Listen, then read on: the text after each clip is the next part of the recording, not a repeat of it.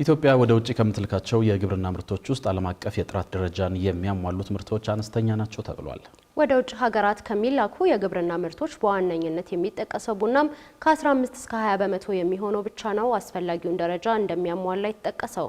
የተባለው የኢትዮጵያ አበባ አትክልትና ፍራፍሬ አምራችና ላኪዎች ማህበር ወደ ውጭ ሀገራት የሚላኩ የግብርና ምርቶች የጥራት ማረጋገጫ ወይም ደግሞ ሰርቲፊኬሽን ለኢትዮጵያ አርሶ አደሮችና ላኪዎች ይዞት ስለመጣው እድልና ፈተና የሚመክር ሀገር አቀፍ ጉባኤ ባካሄደበት ወቅት ነው። መርሃ ግብሩን የተካፈለው ብሩክ አስቀናው ተጨማሪ አለው።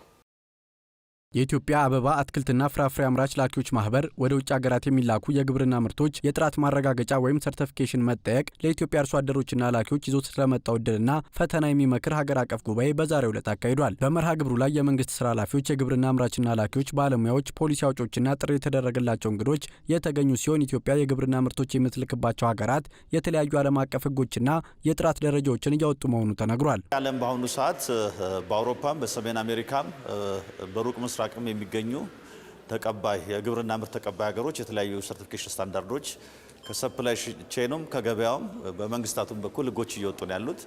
እነዚህ ህጎች በዋነኝነት ብዝሃ ህይወትን ከመከላከል አንጻር፣ አምራቾችን ጥቅም ከማስጠበቅ አንጻር፣ ለሰራተኞች ተገቢውን ደሞዝ ከመክፈል አንጻር፣ በአጠቃላይ ደግሞ አካባቢን ከመከላከል አንጻር እየመጡ ያሉ ሪኳየርመንቶች አሉ ወይም ሰርቲፊኬሽኖች አሉ።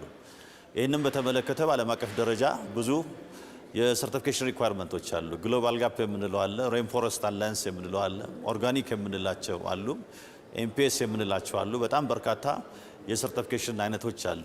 እነዚህ በዓለም አቀፍ ደረጃ እየወጡ ያሉ ህግና ደንቦችን በአግባቡ ከተሰራባቸው እንደ ኢትዮጵያ ላሉ የግብርና ምርትን በብዛት ወደ ውጭ ሀገራት ለሚልኩ ሀገራት እድልን ይዘው የሚመጡ መሆናቸው የተነገረ ሲሆን የምርት ተቀባይ ሀገራትን ፍላጎትም የሚጨምር መሆኑ ተነግሯል። በዚህም የምርቱን ዋጋ በመጨመር በተለይ አርሶ አደሩን ተጠቃሚ የሚያደርግ ቢሆንም በሀገሪቱ አስፈላጊውን የጥራት ደረጃ የሚያሟሉ ምርቶች ግን አነስተኛ መሆናቸው ነው የተነገረው። እዚህ ረገድ በሚጠበቀው ለበል እንደ ሀገር አልተሰራም። ቅድም ሲቀርብ እንደነበረው ቡናን ብንመለከት ከ15 እስከ 25% የሚሆነው ምርት ብቻ ነው ሰርቲፋይድ ሆኖ የሆነ ያለው።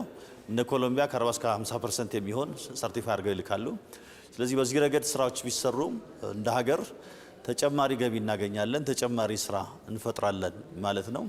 ኢትዮጵያን የተሻለች ዘላቂነት ያሟላች ሀገር የሚል ብራንድ ግሎባሊ ማሰጠት እንችላለን ማለት ነው። ስለዚህ እንደ ቡና ያሉ በስፋት ወደ ውጭ ሀገራት የሚላኩ የግብርና ምርቶች አስፈላጊውን እውቅና ማሟላት እንዳይችሉም የተለያዩ ተግዳሮቶች መኖራቸውም ተጠቁሟል። አንዱ ወጪው ብዙ ነው።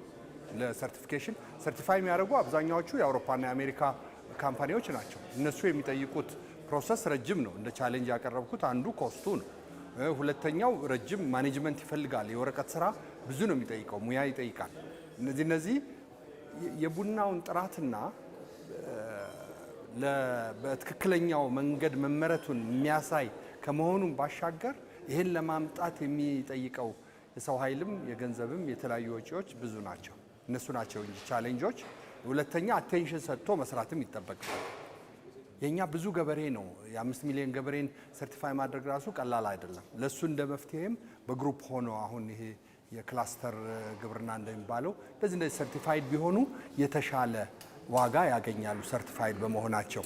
በመሆኑም በዘርፉ የሚገጥሙ ተግዳሮቶችን ለመቅረፍ ግንዛቤ ፈጠራው ላይ መሰራት አለበት የተባለ ሲሆን መንግስት እንዲሁም መንግስታዊ ያልሆኑ ተቋማትና የግሉ ዘርፍም በአጋርነት ሊሰሩ ይገባል ነው የተባለው። እንግዲህ በመጀመሪያ ከአምራቾች በቂ ግንዛቤ ሊኖራቸው ይገባል። ዩኒየንስ፣ ኮኦፐሬቲቭስ አቅም መፈጠር መቻል አለበት።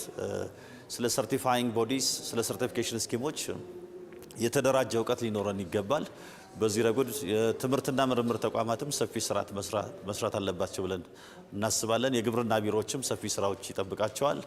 መንግስታዊ ያልሆኑ ድርጅቶች በዚህ ረገድ ሰፊ ድጋፍ ማድረግ አለባቸው ብለን እናስባለን። በተለይ አቅም በደንብ መፈጠር መቻል አለበት፣ ግንዛቤ መምጣት አለበት። ገበሬዎቻችንም ላይ በደንብ ማስረጽ ያስፈልጋል ማለት ነው። በሀገሪቱ የሚመረቱ የሚገቡና ወደ ውጭ የሚላኩ የግብርና ምርቶችንና ግብዓቶችን ጥራትና ደህንነት ለመቆጣጠር በሚኒስትሮች ምክር ቤት ደንብ የተቋቋመው የኢትዮጵያ ግብርና ባለስልጣን በበኩሉ የግብርና ምርቶችን ጥራትና ደረጃ ለማረጋገጥ ከ25 ከፍተኛ የትምህርት ተቋማት ጋር የመግባቢያ ስምምነት ተፈራርሞ እየሰራ መሆኑን፣ በተለይም የጥራት መንደር መገንባቱ ለዚህ ትልቅ አስተዋጽኦ እንደሚኖረው ገልጿል። ግብርና ሚኒስቴር፣ የኢትዮጵያ ግብርና ባለስልጣንና የኢትዮጵያ ሆርቲካልቸር አሶሲዬሽን በጋራ ሆነን እንደውም ከግሎባል ጋፑ ይልቅ ኢትዮጵያ ለምን የራሷ ጉድ አግሪካልቸራል ፕራክቲስ አይኖራትም ብለን ኢትዮ ጋፕ የሚል እንደዚሁ አዘጋጅተናል። አሁን በአጠቃላይ የጀመርነው ነገር ጥሩ ነው። ዲጂታል ሲስተሙ ደግሞ በተለይ ዲጂታል 2030 ይህንን ያግዘናል። ይህንን ደግሞ ቸክ ለማድረግ በተለይ በክቡር ጠቅላይ ሚኒስትሩ የተቋቋመው የዚህ የጥራት መንደር የሚባለው በከፍተኛ ሁኔታ ብዙ ነገሮችን መፍትሄ የሚሰጥ ነው። በአፍሪካ አይደለም በዓለምም ጭምር ኮምፒታንት የሆነ ትልቅ የኳሊቲ ኢንፍራስትራክቸር ቪሌጅ ነው የተገነባው። ምናልባት እኔ እሱ ከአንድ ትልቅ ሜጋ ፕሮጀክት በላይ ተደርጎ መታየት ያለበት ነው።